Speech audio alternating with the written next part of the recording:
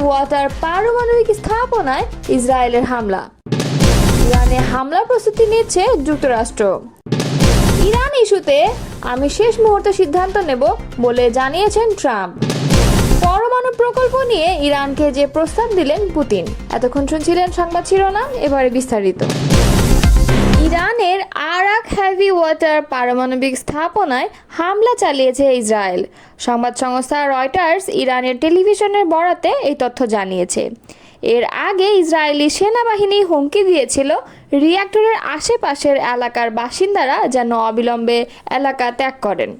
হুমকি দেওয়ার পরে সেখানে খবর এলো এই হামলা ইসরায়েল ইরান চলমান উত্তেজনা একটি গুরুতর পর্যায়ে পৌঁছানোর ইঙ্গিত দিচ্ছে।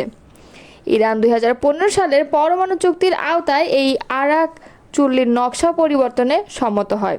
হেভি ওয়াটার মূলত পারমাণবিক চুল্লি ঠান্ডা করতে ব্যবহৃত হয়, তবে এর পার্শ্ব উৎপাদন হিসেবে প্লুটোনিয়াম তৈরি হয় যা পারমাণবিক অস্ত্র তৈরির জন্য ব্যবহৃত হতে পারে। এদিকে ইসরায়েলকে লক্ষ্য করে ফের সিরিজ ক্ষেপণাস্ত্র ছুড়েছে ইরান। ইসরায়েলের প্রতিরক্ষা বাহিনী এই তথ্য নিশ্চিত করেছে। টাইমস অব ইসরায়েলের প্রতিবেদনে বলা হয়েছে অন্তত 4টি ক্ষেপণাস্ত্র প্রভাব ইসরায়েলে পড়েছে।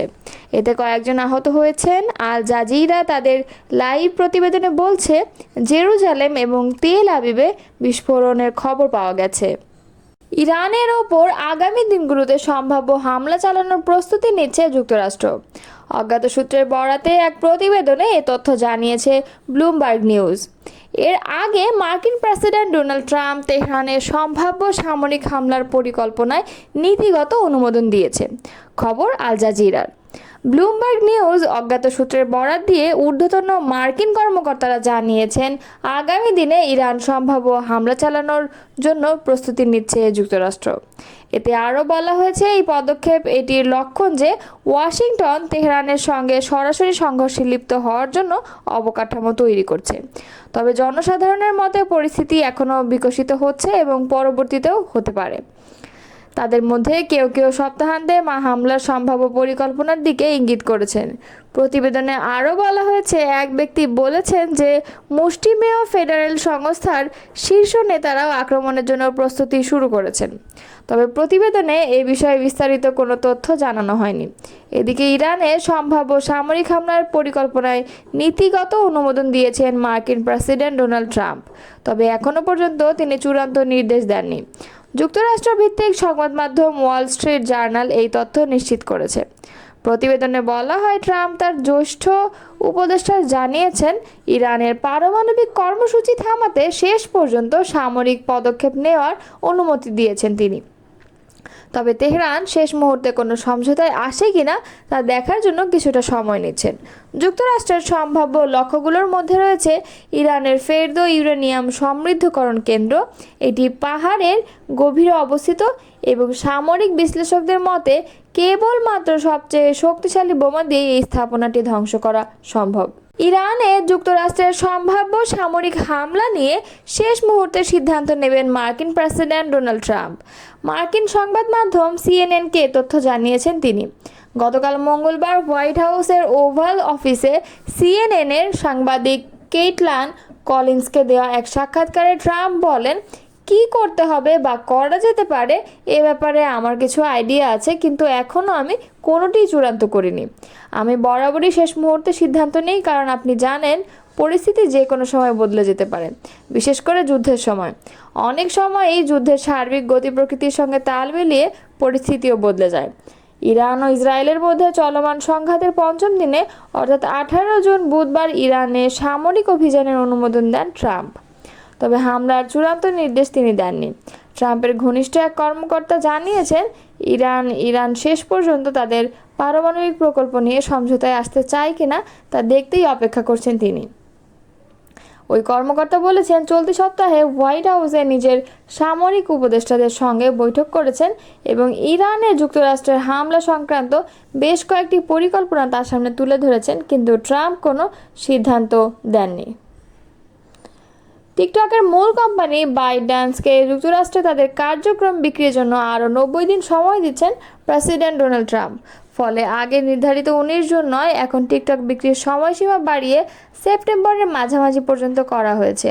হোয়াইট হাউস মঙ্গলবার বিষয়টি আনুষ্ঠানিকভাবে ঘোষণা করেছে।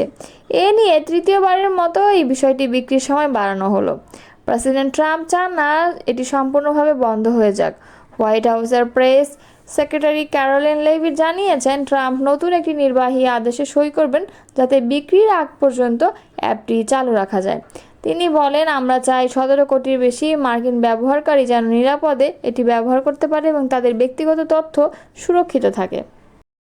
রাশিয়ার প্রেসিডেন্ট ভ্লাদিমির পুতিন বলেছেন, ইরানের পরমাণু প্রকল্পের কাজ তত্ত্বাবধান করতে আগ্রহী মস্কো। ইতোমধ্যে এ ব্যাপারে তেহরানকে প্রস্তাব দেওয়া হয়েছে বলেও জানিয়েছেন তিনি।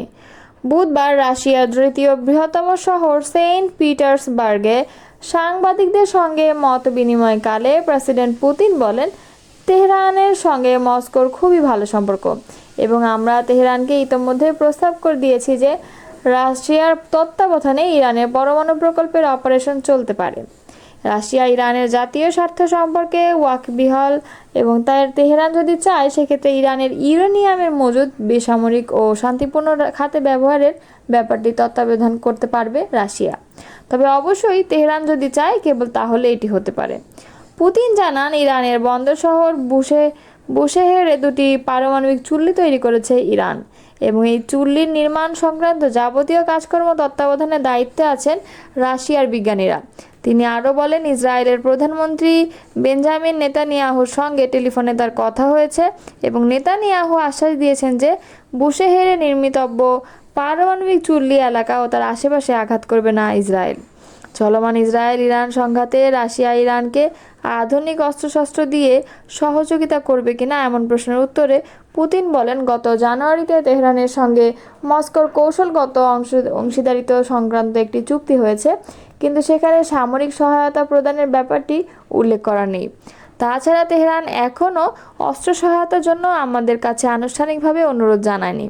তবে রাশিয়া মনে করে বেসামরিক ও শান্তিপূর্ণ ক্ষেত্রে পরমাণু শক্তির ব্যবহারের ক্ষেত্রে ইরানের স্বার্থ রক্ষা এবং ইসরায়েলকে তার নিরাপত্তা সংক্রান্ত উদ্বেগ থেকে মুক্তি দেওয়া, এই দুটো ব্যাপার একই সঙ্গে এবং একই সময়ে সমাধান করা সম্ভব।